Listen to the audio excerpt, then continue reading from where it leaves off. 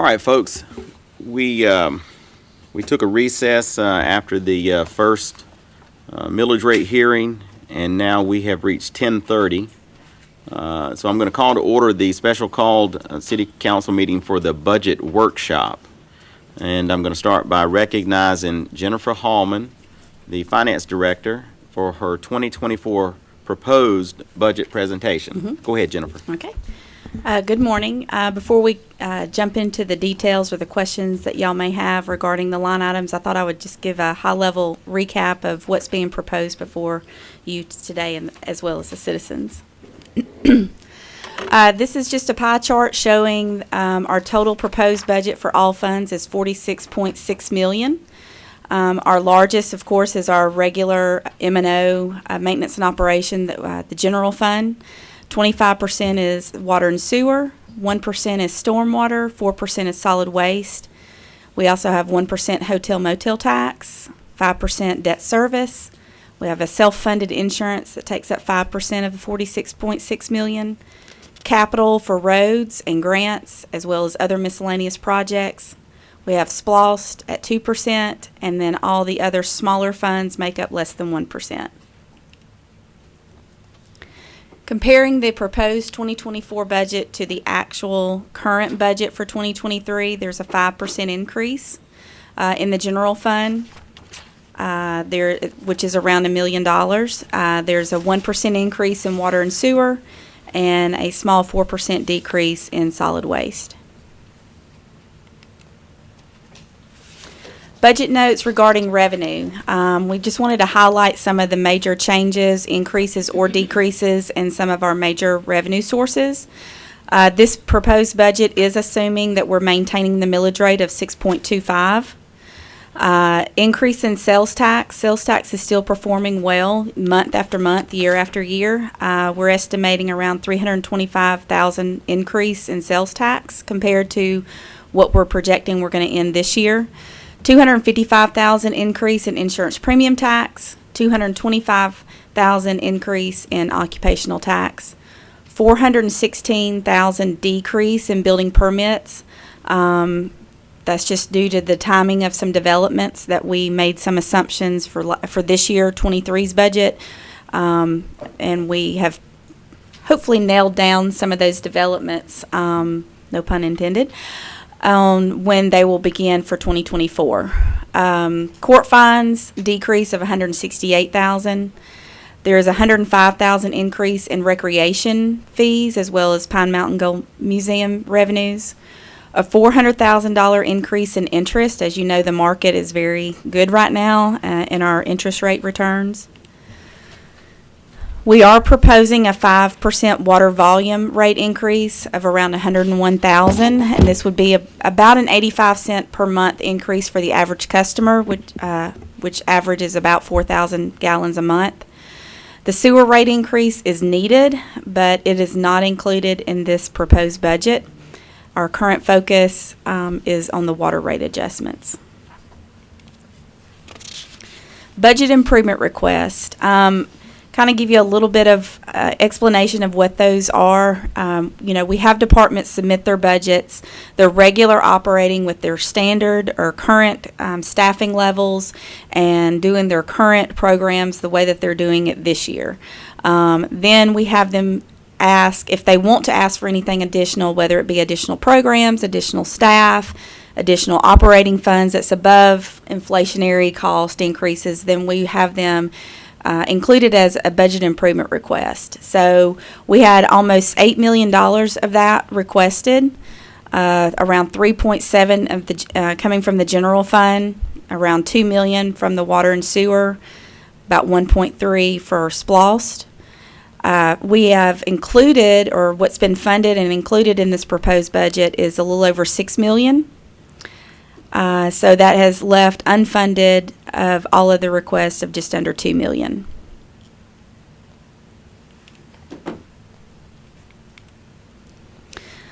Budget expenditure notes. We have the $100,000 in contingency in the mayor and council's budget. We do this every year, or have been for the past couple of years.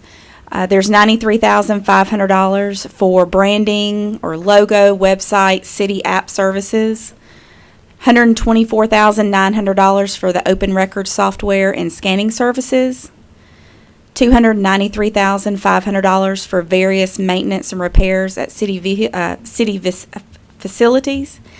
$75,000 for economic development professional services. $21,123 for 5 tasers for the PD. $20,400 for roadway management technology software subscription for the streets department. $100,000 landscape professional services. $79,804 for a sponsorship to the crisis response team for an officer or paramedic through the Carroll County Mental Health Advocate. That was also included in this year's budget. This is just funding it again for the second year. And then there was various increases in the operations of the water and sewer fund. As far as our personnel is around $14.6 million. The prior year was $14.2 million, which is a 3% increase. 80% of the personnel cost is in the general fund because that's our largest maintenance and operation of the city's governmental operations. 17% is water and sewer. Sanitation makes up 2%, and stormwater is 1%. The personnel changes or requests that's being proposed and included in this budget, both in the amount that I'm showing reflects salary and benefits, is you're moving the assistant city clerk from a part-time position to a full-time position for a total of $37,000. Adding a planner 1 position for community development at $62,000. Adding a part-time assistant court clerk for $20,000. A crime suppression officer and a detective for the PD office. A part-time senior center recreation aide at $19,000. A seasonal athletic maintenance tech at $19,000. And a wastewater maintenance tech for $65,000. As far as pay adjustments, this proposed budget also includes a 3% cost of living adjustment for all employees, that total around $335,000, and a partial implementation of the salary study that was completed of around $20,000. It also reclasses the current HR generalist to an HR manager and the current building and project manager to a project and development official. As you know, we're partially self-funded on our health care, and the budget is estimated usually at 90% of maximum claims. The remaining 10%, which in this year was $169,000 in savings, and that remains in the funds that have the personnel because we only budget 90%. And our current cash balance in the self-funded is $1.6 million. So we had about $638,000 in admin fees, $1.57 estimated in claims and wellness expenses for next year, for a total budget for the self-funded insurance of $2.27 million. Our capital budget. Proposed capital for equipment and vehicles. Again, this is all being included in the proposed budget. For information services, we have a server and SAN, which is a storage area network replacement, of $140,000. Building maintenance, an F-250 truck at $45,000. Police department have a K9 for $16,000 and 6 emergency portable radios for $22,000. Recreation had some scoreboard replacements, 4 at Gold Dust and 9 at V-Plex for $115,000, as well as some score stand replacements, 2 at Gold Dust and 2 at V-Plex for $25,000. A fitness court for $155,000, which has some grant and sponsorship funding as well, and a utility vehicle for $9,000. The streets department has proposed a pothole patcher for $97,000, a mulcher for $42,000, and a track loader for $144,000. Grounds have included in the budget is 2 72-inch mowers for $31,000 to get a total, 20-foot equipment hauler for $6,000, and an F-250 crew cab for $62,000, as well as a utility vehicle for $9,000. So the total equipment and vehicles of all of those is $918,000. Proposed capital site improvements. We have $60,000 for renovation of City Hall for additional offices, as well as a larger conference room area. And the old library, $75,000. For VPlex, we have $8,000 for a security system, the training center reno at $45,000, and an outdoor workout station for $10,000. Gold Dust, the aerobics HVAC needs to be replaced at $27,000. Walking trail lights, $25,000, and gym bleachers at $100,000. At the mill, it's being proposed that we do the grade and gravel parking lot behind the PD for $60,000, and this is funded through the hotel motel product development funds. In the budget transmittal letter, before I go any further, there was an error on my part that I included that there was funding for the Gold Dust baseball field lighting at $260. That was requested, but it was not proposed. It changed the budget numbers. Everything in the budget numbers was fine. It was just stated in the budget letter, the transmittal summary, that it was included in the budget, and it was not. The Gold Dust baseball field lighting. Yes, sorry for that. The proposed capital for water, on the water part, is the H.D. Williams water line extension at $125,000, Maple Street water line extension at $100,000, Cleghorn force main redirect $650,000, Church Street water line replacement $350,000. Water plant driveway paving, $45,635. Water plant filter remediation, $30,000.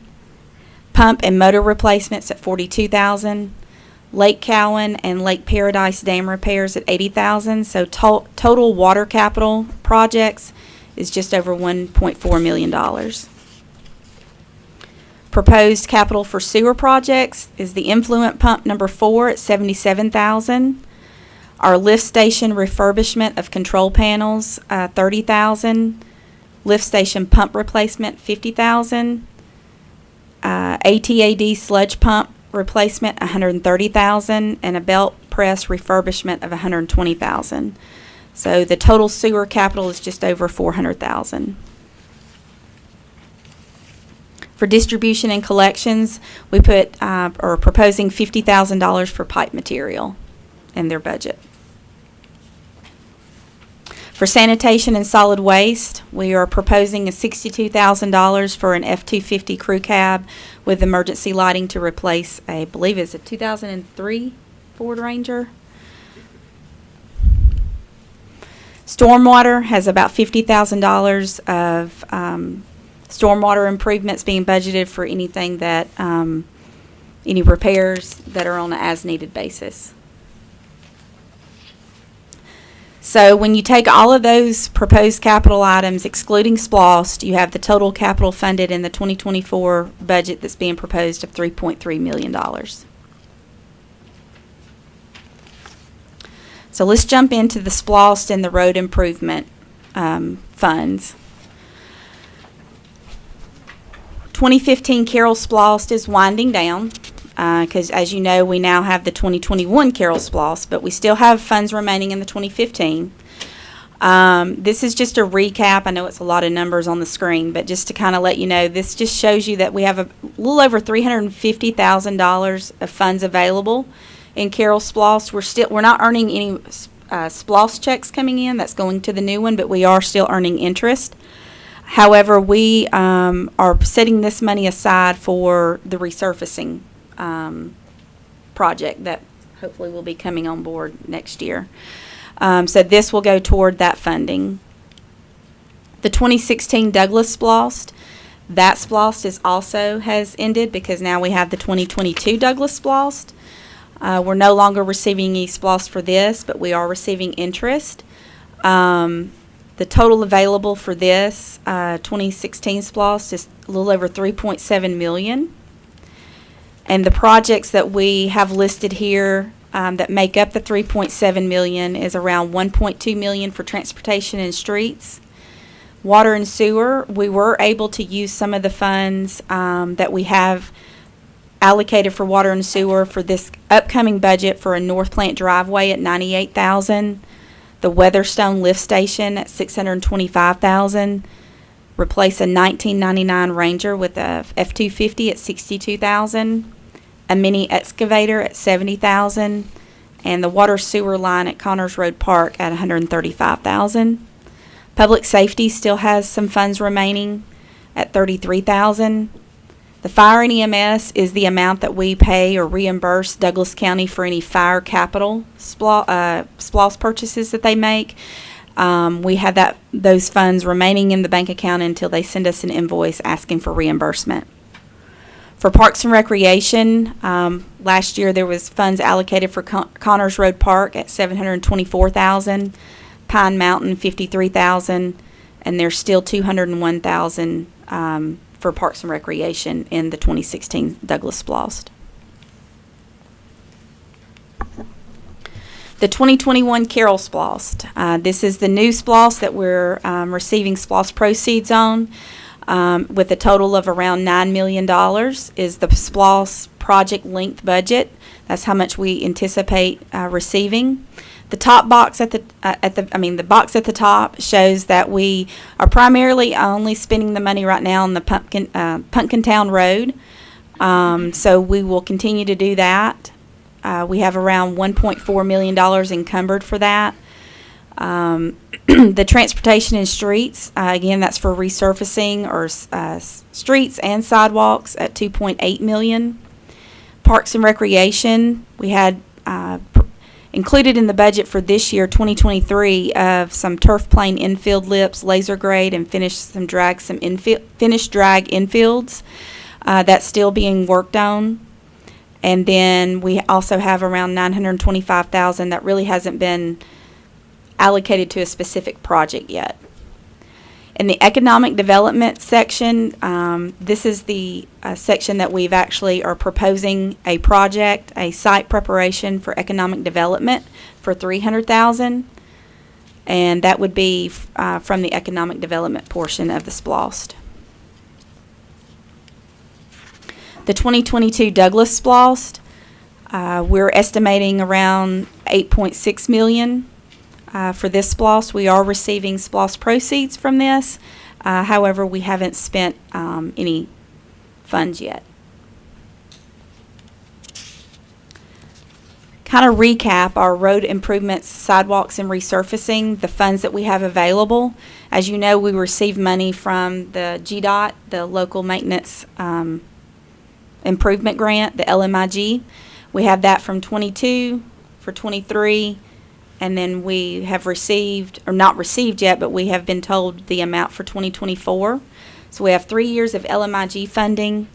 Then we have the funds that we have allocated for in each of the SPLOST, $354,000 for 2015 SPLOST, and that includes a roadway at the Hillcrest Cemetery of $27,500. 2016 SPLOST, we have about $1.2 million allocated for road improvements, sidewalks, and resurfacing. 2021's Carroll SPLOST, we have about $1 million. In 2022 Douglas SPLOST, we have about $500,000. So right now we're sitting at around $3.6 million for road resurfacing. Last but not least is our debt service on our bonds.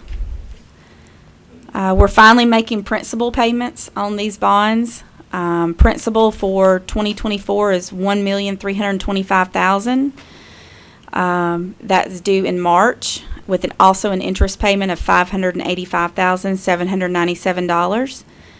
Then in September, we have only an interest payment of $495,784. So our total debt service payment for 24 is $2.4 million.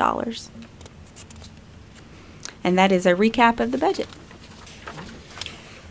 Okay, that was pretty well comprehensive. In the past, we have gone about how we would discuss these these items in different ways, and I really would like to just have a little discussion among the council here about how you would like to approach it. We could, I could take time to recognize each council member because at least one council member usually has a ton of tabs, and they might be able to move through it since we all just went through the summary together. It was pretty comprehensive, the summary was, and I'm certain that it highlighted the vast majority of where there'll be questions. But we could do it that way. I could recognize each member and let them go through all of their questions, and then we could have some follow-up as that discussion moved along. Or we could take these tab by tab, and then I could recognize anyone with questions, if there are none, then continue to move on. So council, does anybody have a preference for which of those ways would work better for you? Ms. McPherson? Seems like the tab by tab would work better for everybody, so we wouldn't maybe be going back to the same page to ask a question of someone else. Anybody else? that had questions in that section. That's certainly, that's certainly a good point. Anybody have a different thought? I don't care either way how we do it, but if we did it council person by council person, then it might, cut back on redundancy. I mean, that's possible too. Mr. Carter, you have a preference? Okay. Ms. Marchman? Okay. Yeah, I think either way would work, and Somebody had something that's the same as somebody else's, there's no point going over it. that's right, because you could run into some redundancy, but that could happen either way. So let's just do it. Let's do it tab by tab, and I will let Jennifer sort of lead that, if you'll start out, and then what I'll do is when you introduce a tab for us to start on, then I will recognize any council member who would like to be recognized during that tab, and then we'll go tab by tab. All right, go ahead, Jennifer. Okay, revenues. All right, so that's, which tab is that? Is it capital? Oh, revenues, right here. Sorry, I'd already turned the tab. I'd already turned the tab page. Mr. Carter. Okay, backing up one page from revenue to the summary page. What's the transfers in, transfers out? Where's that coming and going from? It's just one page back It's from the the all revenue. funds summary. Oh, okay.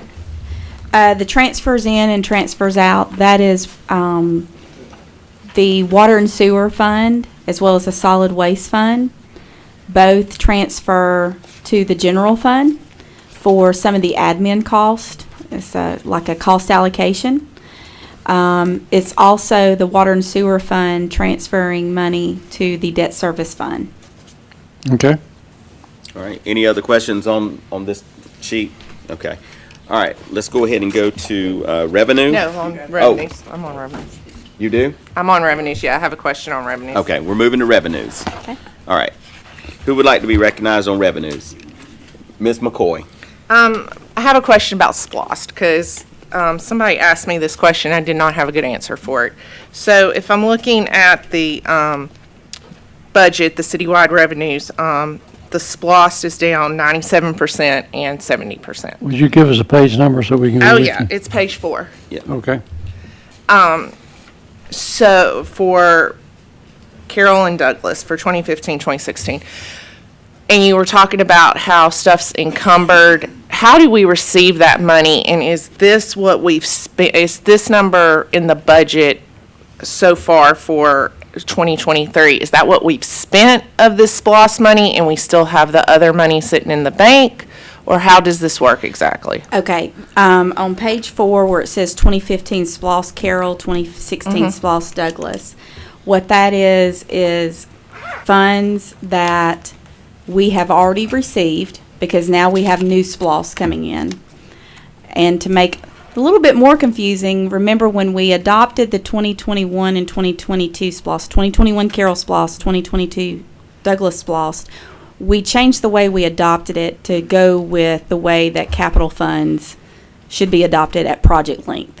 So when the SPLOST passed, we had that, around 8 to 9 million fund budget for each of those, and we said, okay, we're going to adopt that budget at that time for the full amount for the project length. So then we determined then that we would not include the new SPLOST funds in the regular annual budget because we already adopted it as a project linked budget. So what you're seeing here is the 2015 SPLOST and 2016 SPLOST finishing out. The revenue that you're seeing reported mostly in the Douglas portion is mainly going to be your fund balance. It's money that we've already collected over the years that we haven't spent. But now we've got some projects like road resurfacing and some water and sewer items that we need to go into fund balance to adopt a budget so that we have a revenue source to offset the expenditures that we're proposing. So Okay. it's to show the revenue. Okay. Can, Ms. McCoy, let's see if you want to follow up. I'm thinking. All right, No, let me I'm good recognize right Ms. now. McPherson. okay, so in a nutshell, that's the SPLOST that was passed years ago. We're already in a new cycle. We're spending what's left in that. Okay, Correct. in a nutshell on that.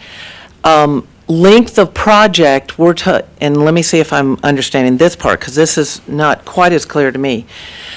Some projects take 3 years. We didn't do them all this year. You know, it's going to take, are we then allocating and spacing it out instead of showing all the money at a particular time? We're breaking it up over the years because the project is going to take years. Correct. Am I getting that right? Okay. All right. Thank All you. right, Ms. McCoy. Okay, on that note then, I had it in my head. I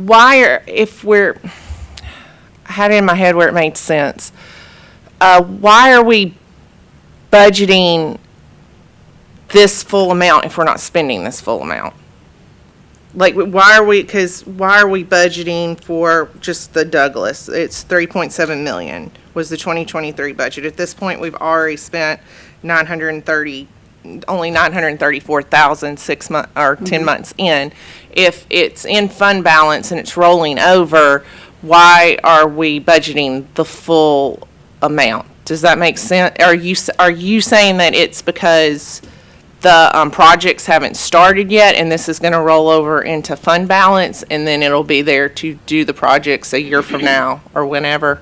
Correct, yeah. Anything that we budgeted for in this year's budget, 2023, that is remaining at the end of the fiscal year. Yeah. We will, if you probably remember me coming to y'all usually in December and do a budget amendment. What I'm doing then is I'm rolling over any unused funds from SPLOST or any other fund, but particularly SPLOST, that we budgeted for in the current year that we have not spent, that we need to roll over so that the projects can continue to have funding and be budgeted for. Okay, so you're saying these are basically earmarked? These funds are, okay, now I get it. I understand Yes. now. It makes sense. Okay. Mr. Carter. Okay, just so I'm sure I understand what's going on, looking at the Douglas, the bottom line, we're going to try to spend 1.1 million in this next fiscal year.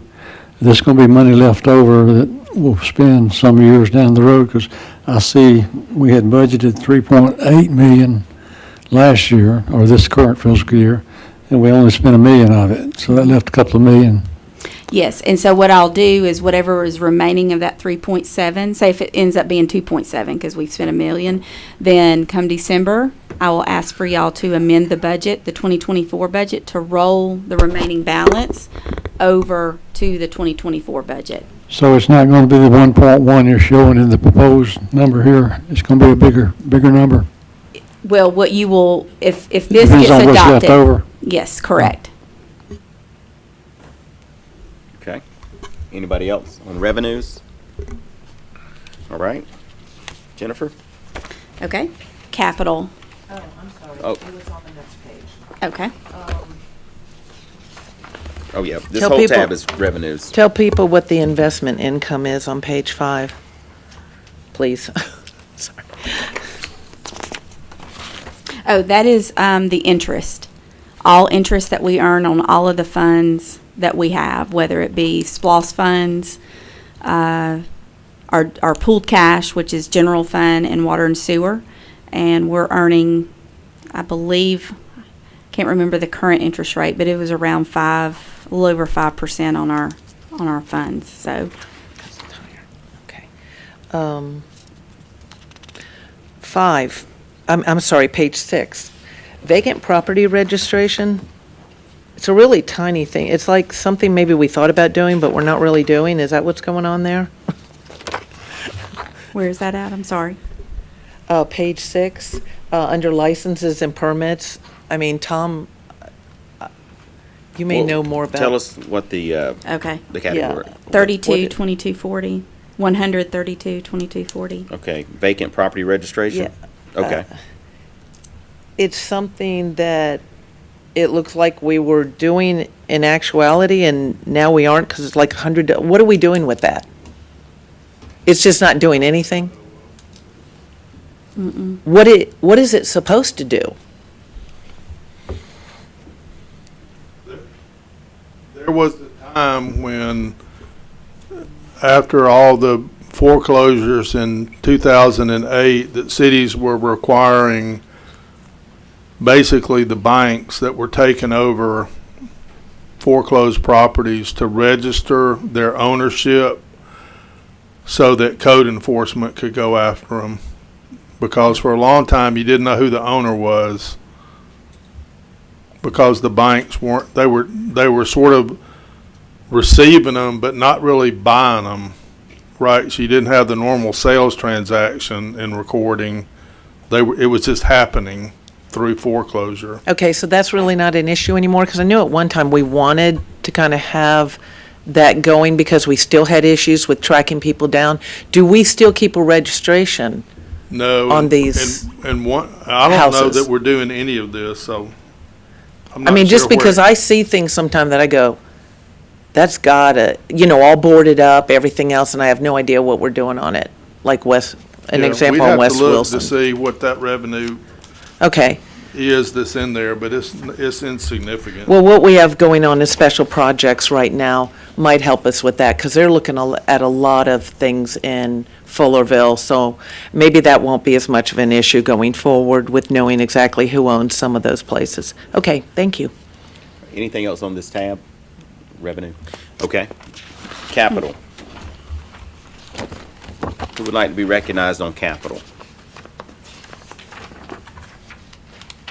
Let's give everybody a minute to take a look at it. Flip through it. Yeah. Ms. McPherson?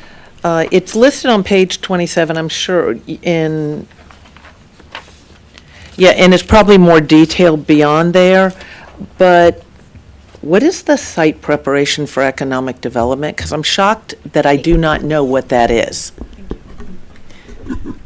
You actually do know what it is. Michael Rickman has been preparing. It's that one. Yes. And he will actually present to the council at the council retreat his ideas for, a vacant lot that the city owns, and some ideas for Okay. economic development there. I had not seen the numbers, but yes, I was on the ground on that one. Okay, Okay. thank you. Anybody else on capital? Oh, wait. Oh, Oh, you mean the whole tab? yes, ma'am. Okay. Let's take a minute to flip through it. If you have anything, let me recognize you. And just a reminder on this section, the green columns under requested, that's everything that the department's requested. The far right column is what's actually been proposed and funded. Well, So the proposed to far be right funded. represents what the budget Correct. is calling for. But they're showing you here, you all have had these for a few weeks or some period of time, what was actually requested. And as you look across, you see, if you see that it's in one of these green columns, then it's not in this budget, but it was requested. All right? Ms. Okay. McPherson? Only because citizens won't be at the retreat, so I will say that this involves the old Butterball property. People might want to know that. Okay, thanks. All right, Ms. McCoy? I made a note that I did notice that there are a lot of concession stands getting refurbished, Fullerville, and then the V-Plex maybe, that there's a lot of concession stands, and there was a lot of stuff for, which, let me preface by saying that Parks and Rec are some of the things that the citizens actually see versus they don't go into City Hall all the time. They're going to go into Parks and Rec. No offense, guys. But So I understand wanting to make it look nice and look pretty, but I noticed that there were a lot of concession stands that were needed repair. And also the other thing, that there was carpeting in the workout room. And I was just going to say, from someone who goes to a gym where there's carpeting that hadn't been replaced in 15 years, is that it could get really, like, I don't know if carpeting's that great of an idea for a workout room when people get sweaty and stuff. It can get sour and get smelly. Yeah. All right. Anybody else on capital? In those pages 28 and 29, Nick and Tracy went through all the city buildings and came up with the specific projects building by building. So what you're seeing there is Nick and Tracy's assessment. Okay. All right, Ms. McPherson. Let me turn this on, sorry. 28, renovation of office space and larger conference room for City Hall. I'm just thinking what we're going to do long-term. Remember, we talked about, let's not fix something if a few years later, I don't mean fix something. Let's not do a lot of renovations if we're going to move people out of an area somewhere else. Not that you may not have to do something to hold over. But my question about the conference room, and it may be sorely needed in City Hall, I'm just wondering, but how underused is the conference room at the library? And would that be sufficient for what you're trying to do in City Hall? Because I don't know, it's 3 minutes away, or it's, people are coming in and you just can't go over there. What's the deal with Yeah, that? we use the conference room in the library when there's a bigger crowd. So if it's small enough to fit in City Hall, we meet in City Hall because it's more convenient. But we use the library when it's bigger. Okay, but it says here that we're renovating in City Hall for a larger conference room. So I'm trying to get an explanation on the need for it to be there. Well, the purpose isn't to have a bigger conference room, is to have more offices. So we're going to convert the conference room that exists into an office, and then when we build some more office space out in that big lobby area, we'll create a bigger conference room. So it's Okay. just part of what we're going to do. So it just But happens it's not because you're really the doing the goal. office space? Right. All right. Yeah, we just okay. need, the way that we're set up now is just very difficult for the clerks, because everybody that comes in, elected the open. officials included, like to sit down at their desks and chew the fat, so giving them an office will be a little bit more private. So the answer to the question, though, is that the renovation is really about office space, Right. but it's going to result in, because of the layout, a larger conference room. That's what I need to know. Yeah. What, the need for a bigger one. Got it. Thank you. Anybody else here in Capitol? All right, let's go ahead, Jennifer. Okay, let's jump to the expenditure tab.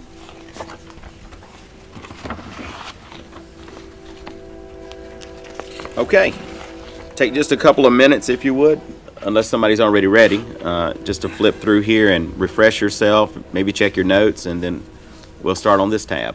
And this tab primarily is just a summary of the tabs afterward. So Okay. if probably more questions are going to be to the next tab. Okay, This is just that a may be recap. true. You want to go ahead and go to the general fund? Okay. That's fine with me. Let's go. Let's take just a minute to flip through that one, and we'll then recognize anybody who wants to be recognized. We are on page 42.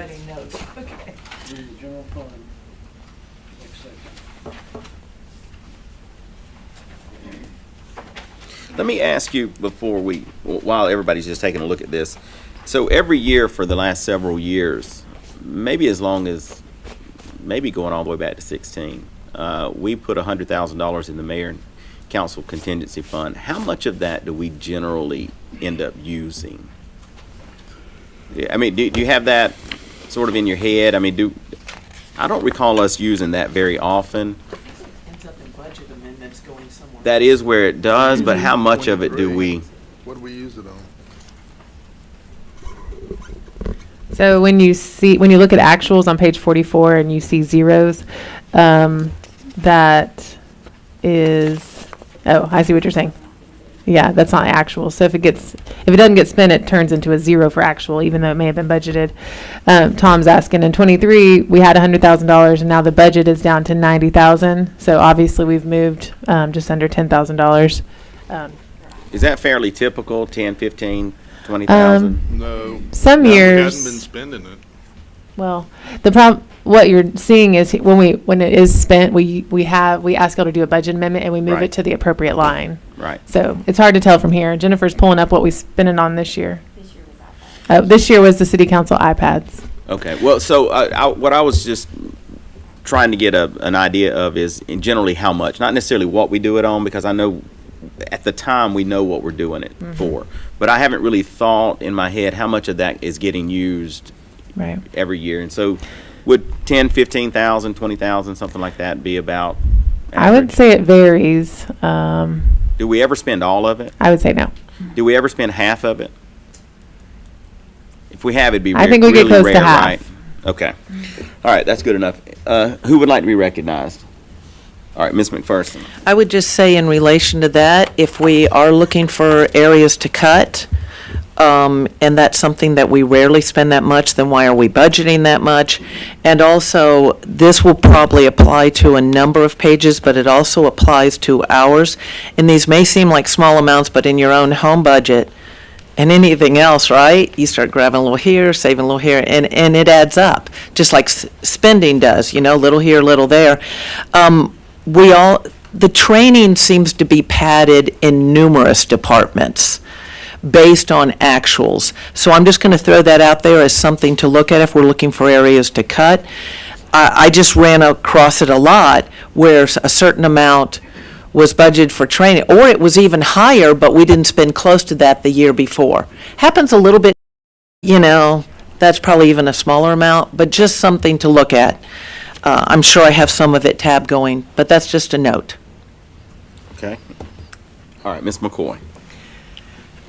As someone who's worked for government before, training is so important. And usually when you're wanting to cut a budget, it is the first thing you cut. And there is so much I can only speak from the finance side, but I can't speak from the operational side but there is so much that you don't get when you're working for maybe a smaller business or a corporation or something like that. It is so imperative that, to me personally, that our staff be trained. I can speak for myself, I learned so much from training. When my first couple of years working at the university, I didn't do much training because we didn't have it in our budget. But once we did and I started going to training, I learned so much and it made my job so much easier. And it's a good way to retain people too, I believe. So I just wanted to throw my opinion out there. Yeah, no, and look, we talk about this every year, and I want to be clear about the training. That is obviously the easiest place to cut. It's the simplest thing in a mindset to think about, but there's so much big picture to it. I would just say that I do think that we do budget a little high on training, and I think we do that because we don't know exactly what we're going to be able to do and not do. We don't know what the fee is going to be for the classes, and we don't want to get into a situation where in the budget we don't have the money for a particular training that comes up that we need to do. So I think we'd be really careful. I understand what you're saying. I think we'll be really careful not to cut training unless it just seems like that's where we need to do it, and we don't anticipate that particular training that year. Just to be clear, but- though, I'm not talking about cutting training. I'm just talking about, we haven't been spending the amount budgeted, over a period of time, and I'm talking about Sure, hours, I'm just too. thinking about the employees because I want to make sure that folks know that the training will be available. I mean, when you talk about employee retention, I'm sure our HR director is listening. Lots of times we hear that folks wanted to get a particular training that just wasn't budgeted. So we want to make sure that we're looking out from that perspective too, the employee's perspective. Yeah, and Okay. some of it's just travel. I mean, Miss- like, if you look at ours for travel. Sure, It but- just isn't, we don't spend close to that going over to Savannah. That's, but anyway. Sure. Mr. Carter.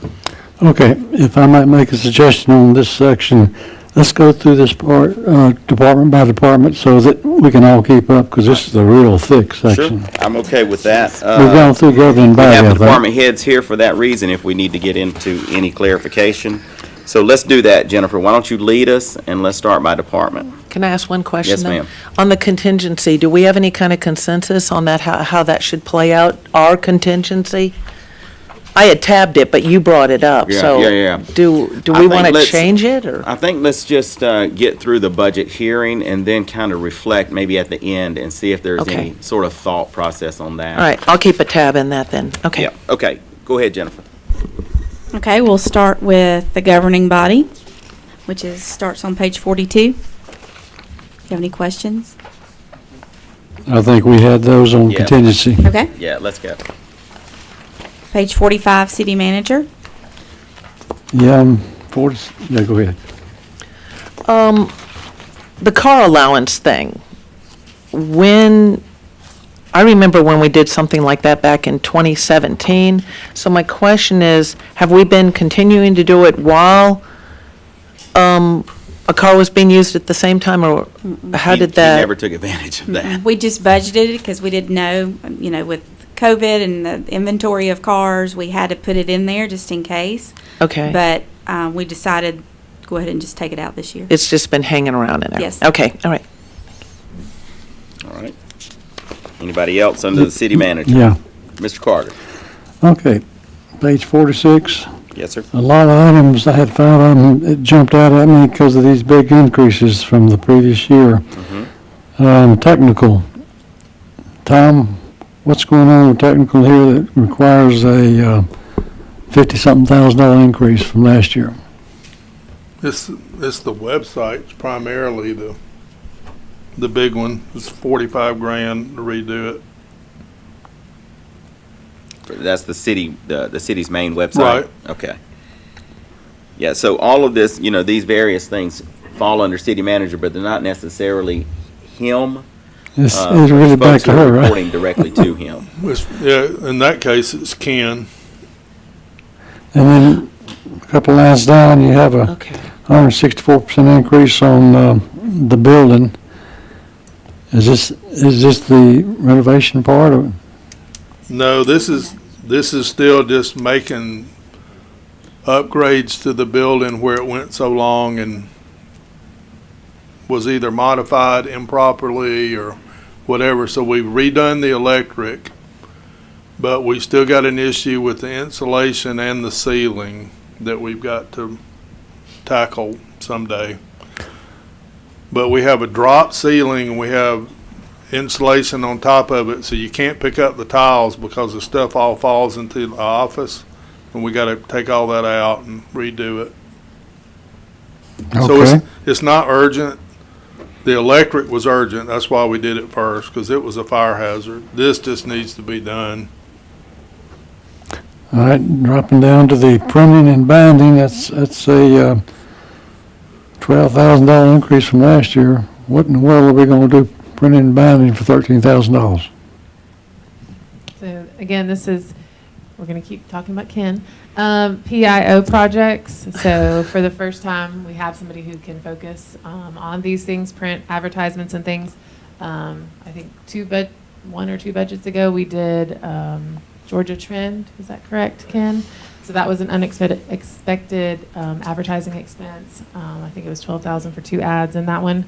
So he's just trying to anticipate what we could be needing in this next year for those types of projects. So the increase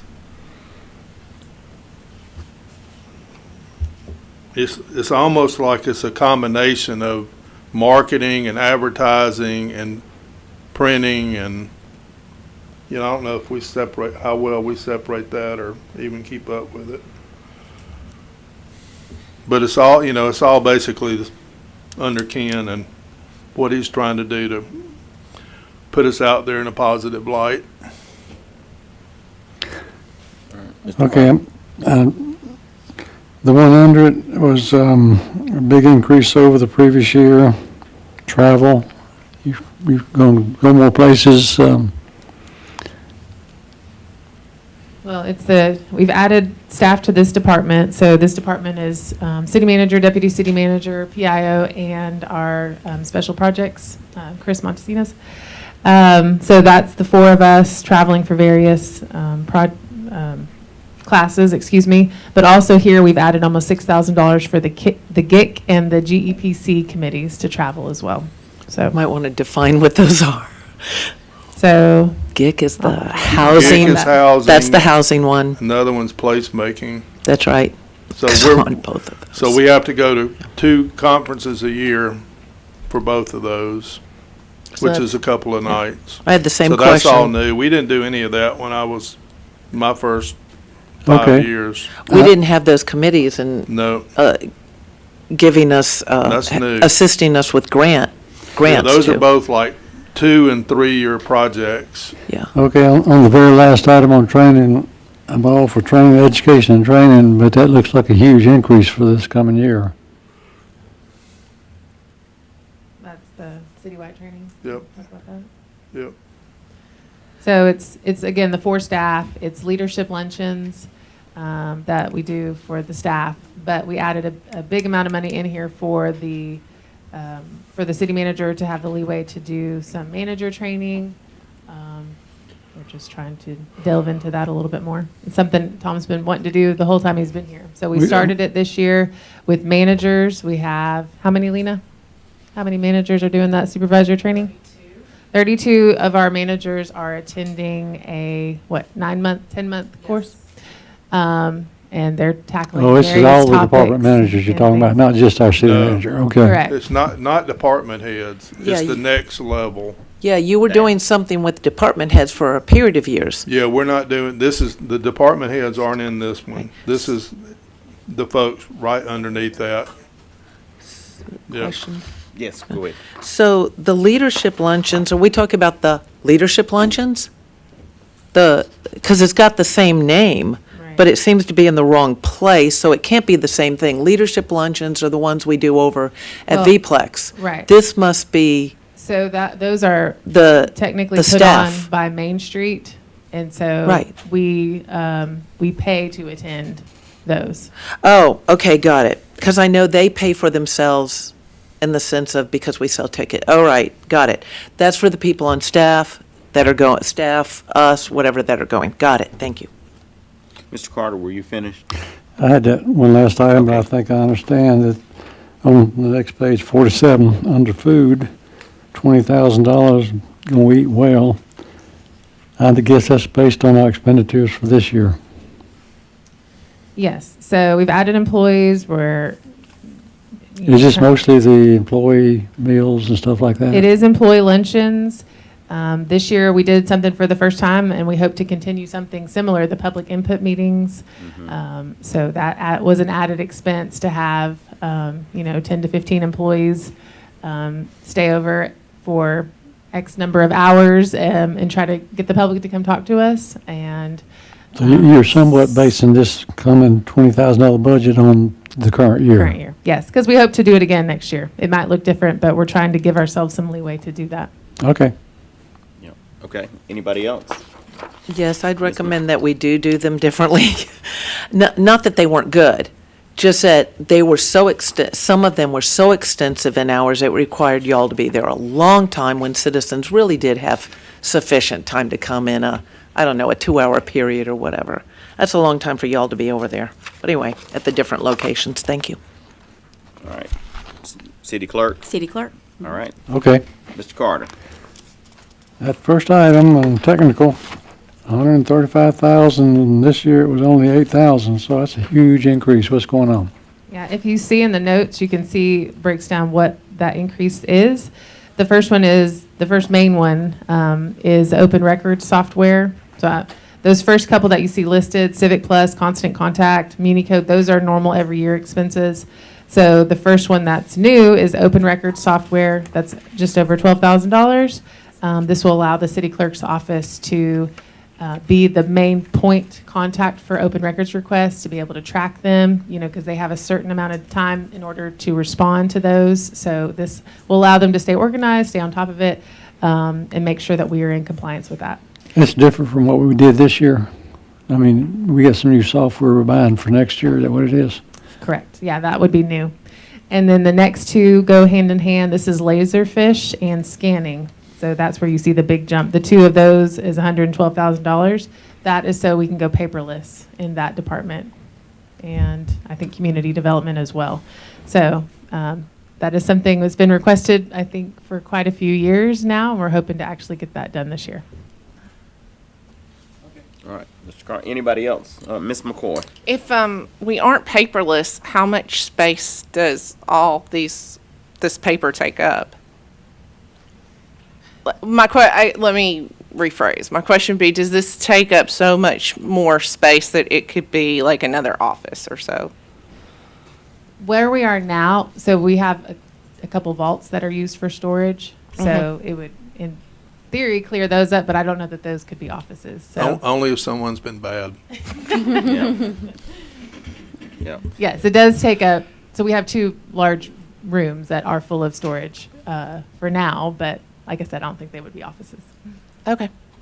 Those are the Ask vaults. Jim about it sometime. Jim had to sit in the closet for a while. All right. Mr. Carter?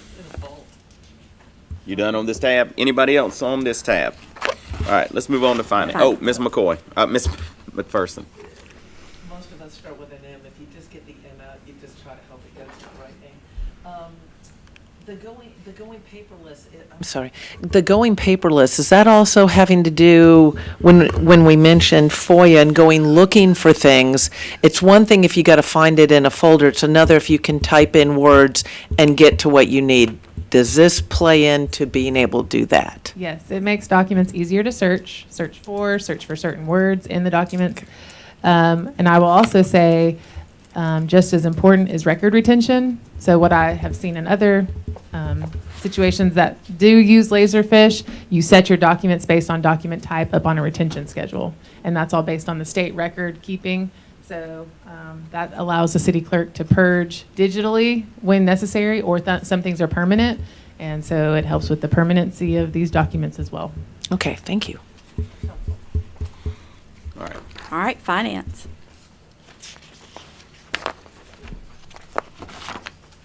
This is working out pretty good. We can just start with Mr. Carter.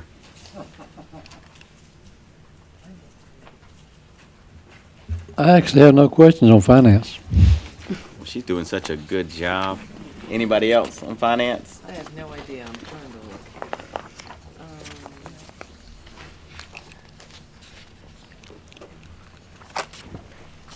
Legal. Let's go to legal. Okay, attorney fees. That's a huge increase on attorney fees based on this year.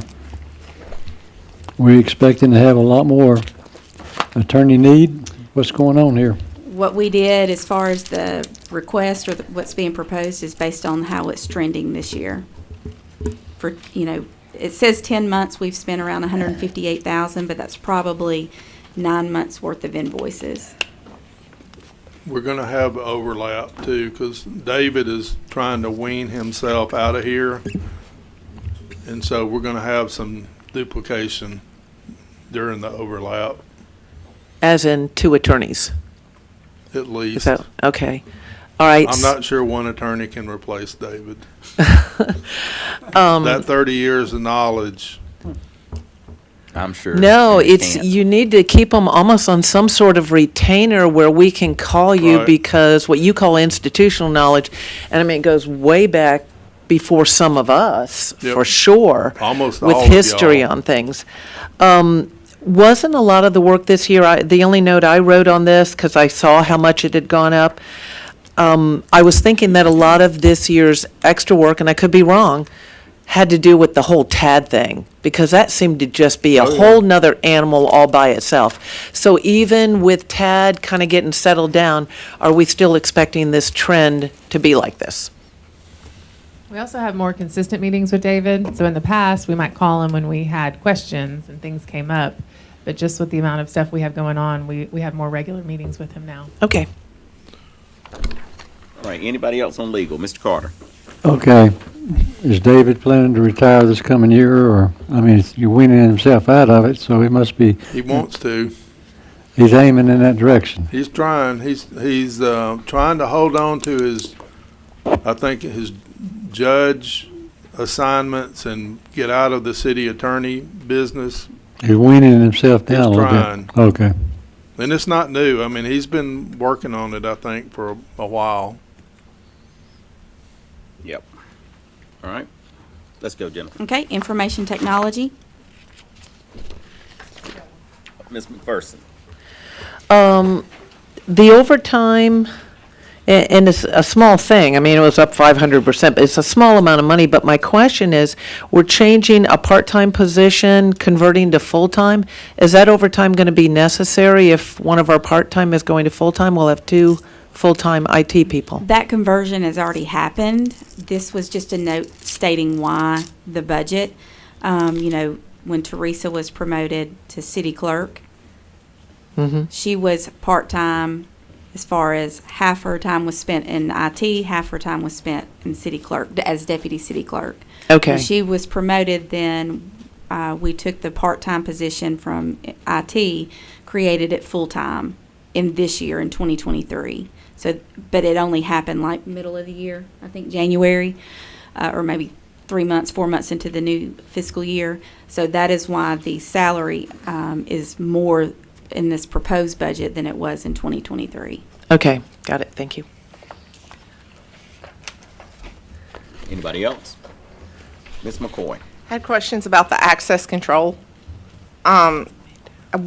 What are we access controlling? And that was my question.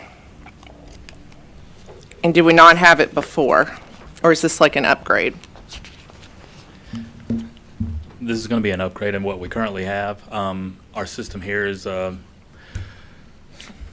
guess, antiquated here at PD and at the library. So we want to get it on board with what we're about to install over at the West Plant and at City Hall. And then hopefully the following year, 2025, I believe we'll bring on the other facilities like Gold Dust, B-Plex, Get a little closer. distribution, and the like. So this is going to be more of a cloud-based system. So we can use either a key fob card or even your phone via Bluetooth. Okay, and to be clear, this is so people can enter and exit a certain building, the authorized people, just people can't. Correct. It's to keep just random people from coming in where there's And- information. Correct. And then we want to phase it in also where it ties in with our video system or our surveillance system. So if we pull a log on access control, we can also pull the video at the same time and see going in and out. So Okay, that's what I was curious about. that's what we're working towards. Okay. Ms. McPherson. So this year it's PD and Library. library, got it. All right. Anybody else? All right, Jennifer. Human resources. Yep. Mr. I Carter. got one. Payroll processing, that's a large increase. What in the world does human resources do with payroll processing? As you know, we contract out or outsource our payroll processing to Paycom. So that is where that fee is charged to. But also in the notes, it talks about the BETI, the Better Employee Transaction Interface System that was approved by council in December. Lena, if you wanted to talk about what that. Come on up here. And while she's walking up here, just to point out, since that's been approved, our current year to date is going to exceed the current budget. That's going to require some housekeeping later this year also. So the better system, as you know, I'm not sure if you not know that, Tiffany Jenkins is the only person that deals with our payroll system. And with payroll system, you're talking about not just salary and wages, but you're also talking about the benefits, any type of transactions dealing with benefits, with employees, having to pay for anything that we may get via our court order. So this actually assisted her with that, so that she was able to set it up so that, so for instance, our Mutual Valma High, right now we just went through our open enrollment. So she's able to go into the system, turn it on, plug in whatever numbers that was needed to plug in, turn it on, and then turn it off. So it made sure that the accountability was there, ensuring us that we don't have any mishaps. As you know, dealing with folks' payroll, that's very sensitive in nature. So that's what that was for. So it was just basically just streamlining it. Okay.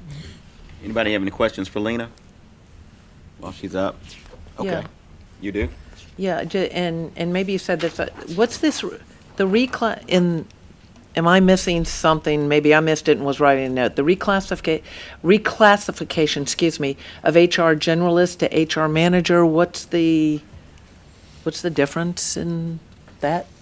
So Is that Tiff- related to the salary study? No, Or anything it's like not. that? Okay, No, okay. so Tiffany is currently HR generalist. In my absence, I would need her to be an acting HR director. An HR generalist doesn't encompass all of the job duties. When you look at the job description for HR generalist, it doesn't encompass all the job duties that she currently is doing.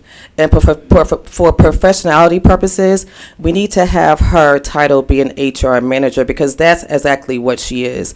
She is more so my assistant than her being a journalist. As I said, she acts in my capacity when I am absent.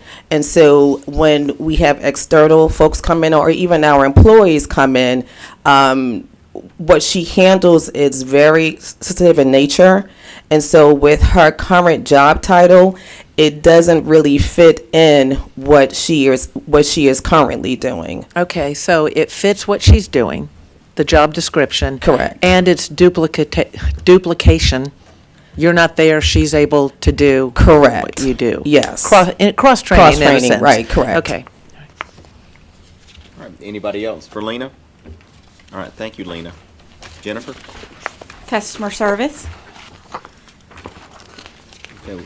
Anything on customer service? No. That would seem a little odd. Yep. You, Mr. Carter? Go ahead.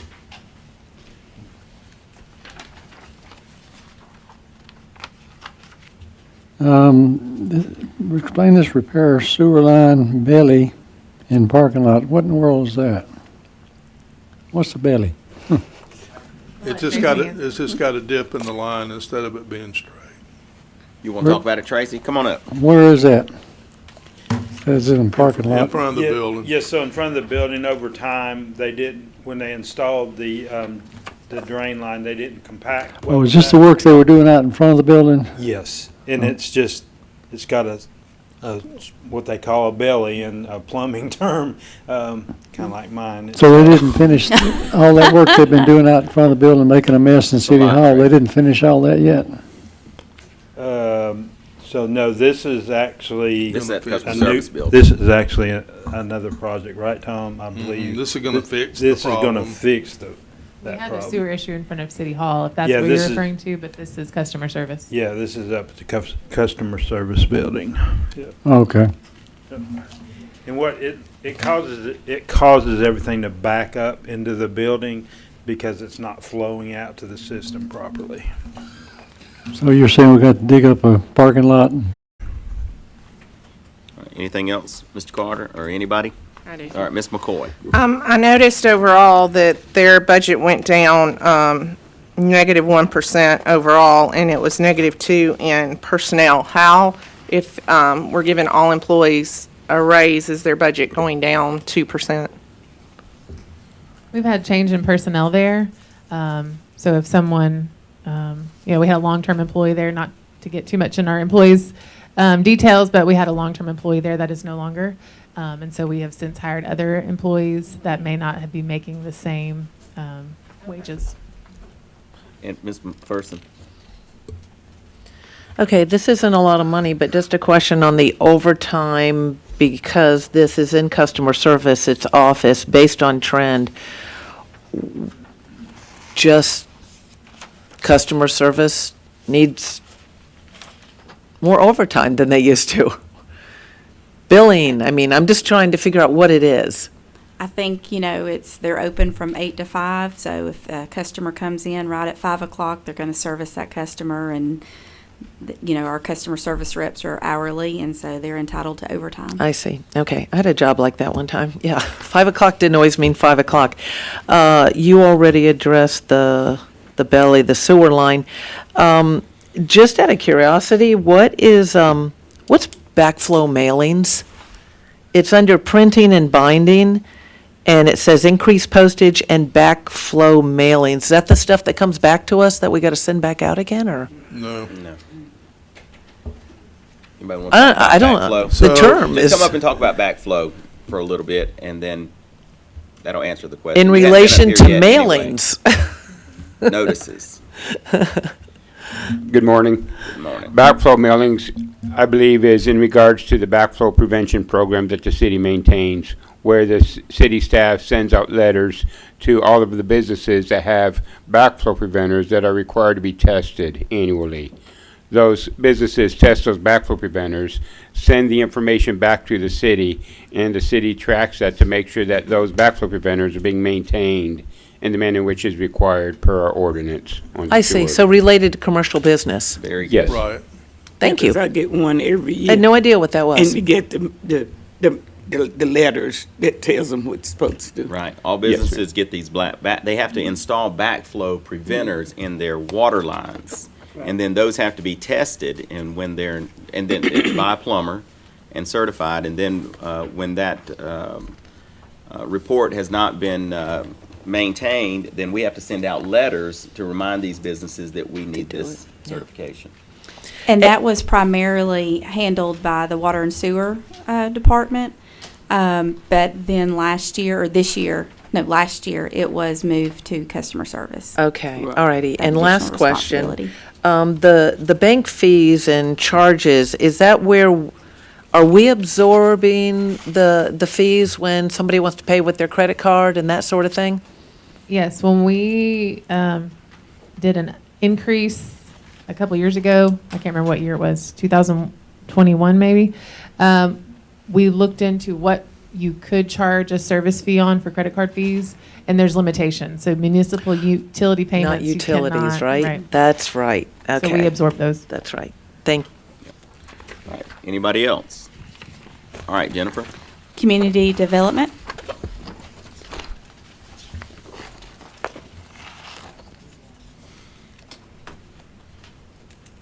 I know Ms. McPherson's still flipping. Is there anybody who wants to be recognized on this?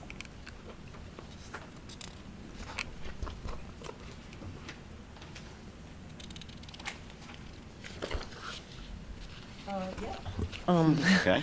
and because usually if we're hiring new employees or upgrading, we're looking for an explanation, right? And you guys will know, because we're not here on the day-to-day to know if somebody's totally getting swamped in their work and they can't keep up and they need additional help because we're growing or whatever it is. In this case, the new planner position, how does that play into what's going on there in planning and zoning and the need for a new position? Right, so this position will be a position that will help Ron in his zoning, all the variances that he has to come in, HPC committees, planning commissions. As everybody knows, Ron is just swamped continually. We're to the point where he's working at home at night, he's juggling so much. And we've got so much new development that's coming in with all the requests, and the rezoning, the comp plan, the HPC, all I'm the good. planning commission. Seriously, I'm Oh, good. That's okay. all I okay. needed to hear, because Yeah. when I look at the meetings, when we do the meetings, we read the reports, and his might have 10 attachments on one item, and you're looking at what he has to write up, and I'm going, Yeah, I don't know when he puts all this together. he's amazing. So, man. yeah, that's all I need to know is what you just told me. Thank you. Okay, anybody else? I would just say that I can't imagine what that workload must be like, but I've seen it, I've been in those meetings, and I'm just thinking, my gosh. So when this request came in, I had absolutely no problem moving on with that one. Thank you. Okay, Jennifer? Okay, let's go to building inspections, page 66, 67. All right.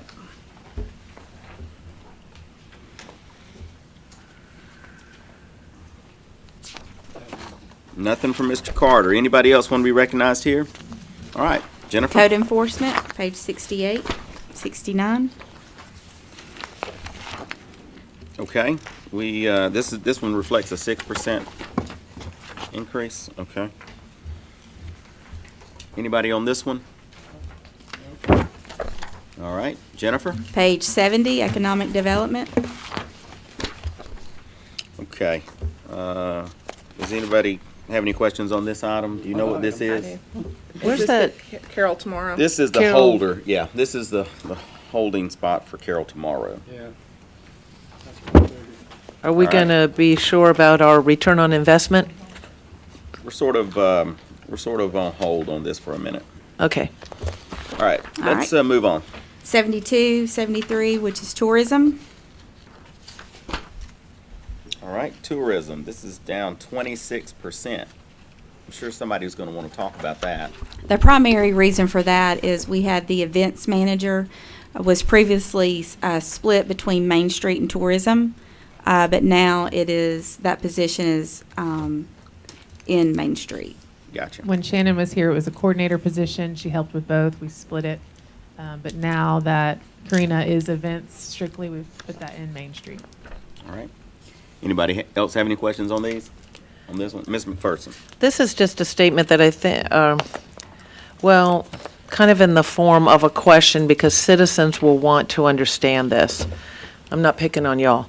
It's just, they're going to want to know why Villa Rica has full-time tourism. Now, I know it plays into retaining our designation and why we have two separate entities, probably with Main Street and events, because for a period of years, whoever was Main Street did Main Street and events.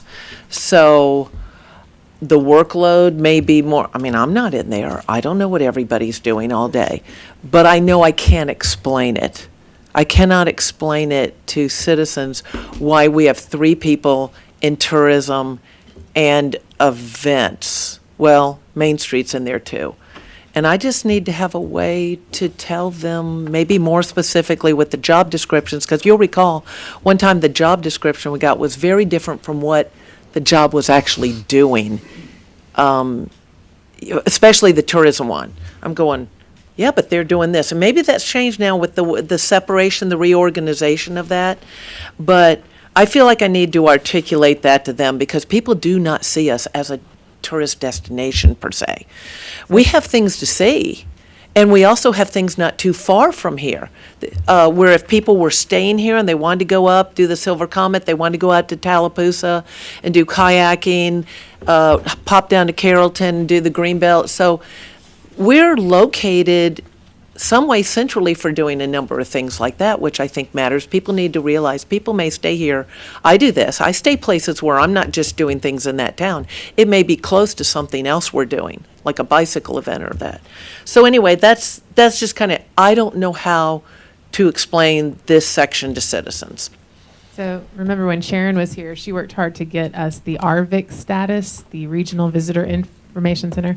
And with that, you were required to have a tourism manager. So that's one of the reasons, and even during the reorg that we did a year ago, do we need one? Do we not need one? But in order to keep the RVIC, which we felt was important, we needed to keep one. So Madison has done a really good job. She's working well with the CVB, taking courses and things. They have jumped on board having her as their person, their liaison with the city, putting her through some trainings. And she's looking at different options. To your point, we don't have a tier 1 level tourist destination. We listened to LaGrange and they gave us some really good ideas because they have Great Wolf Lodge, for instance. Well, that's a tier 1 level attraction. We don't have that. So what else can we do? So we're looking at other ways. How can we bundle, okay, if you come to Pine Mountain, we also want you to go to this restaurant. Or here's a suggestion, come this night, we have a concert, and then tomorrow go to Pine Mountain. So we're looking at different ways that we can incite people to come, looking at different ways to market. And Madison, kudos to her. She's done a great job with coming up with different ideas on that. So I think we're just at the tip of the iceberg on what we can do with that. And then as far as why we have two other people, similar situation. In order to be an accredited Main Street program, you have to have a Main Street person. So that's where our Main Street manager comes into play. And she's focusing more on, I think there's 4 components to Main Street, but she's trying to spur on economic development downtown, meeting with the businesses down there. So the events is only a small portion, really, of what a Main Street manager should do.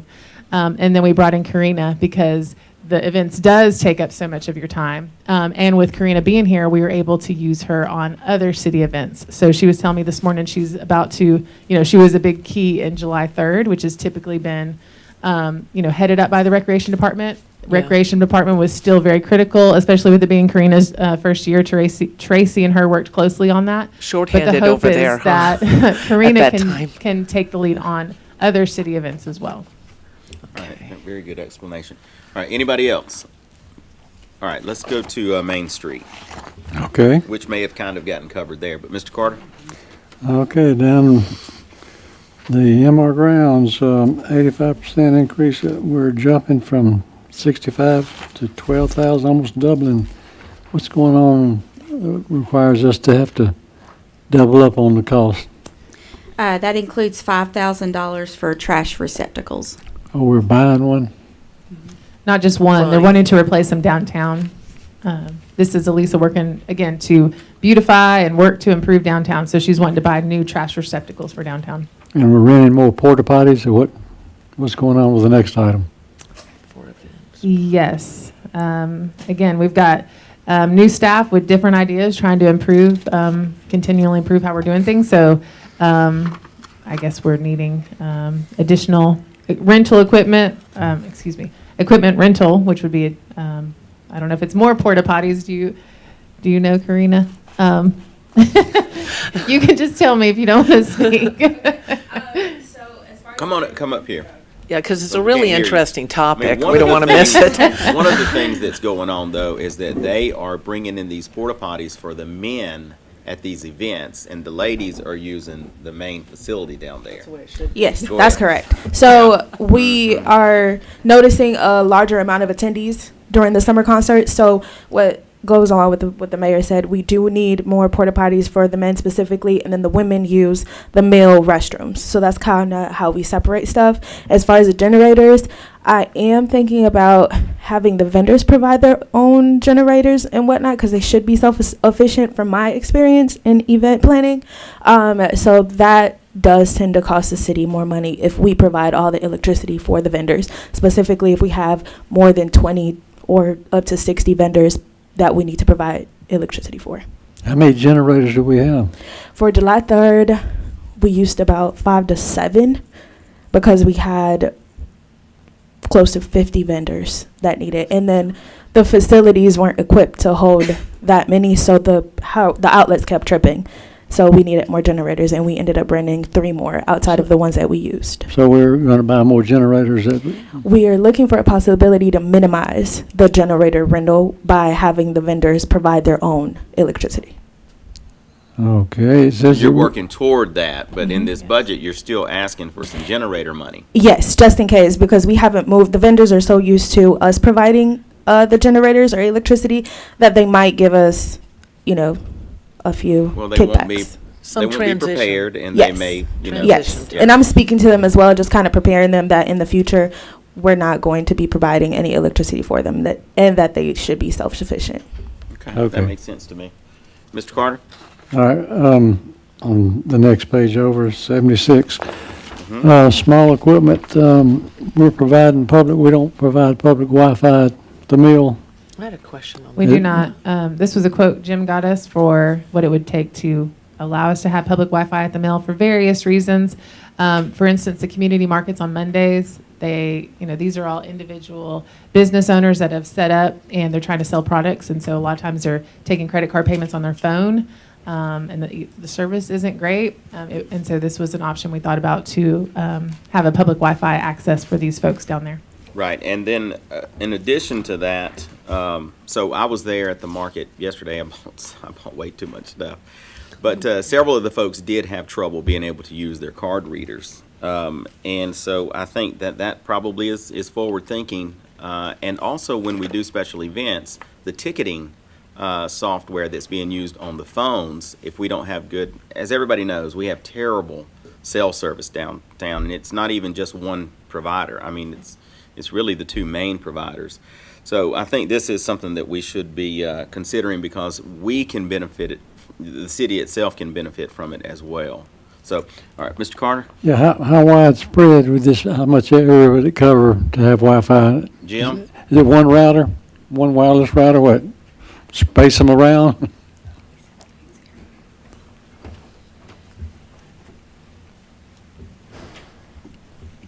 It'll be in a mesh configuration, and it'll provide all the way to this building, at the front parking lot of Avani, and it'll go all the way around to the backside over here. So it'll get sufficient coverage Is this everywhere just- that you'd have an event. Just one Wi-Fi service? It'd be 4 access points in a mesh configuration. Okay. Okay. Kudos for the community market. It's been I've had to miss some, but it's been very well done, very nice, and seems like the turnout's been good most of the time. Mayor. Yes, ma'am. Oh, I'm sorry. Before we move on to police, the lunch is here, so I don't know how you want to handle that.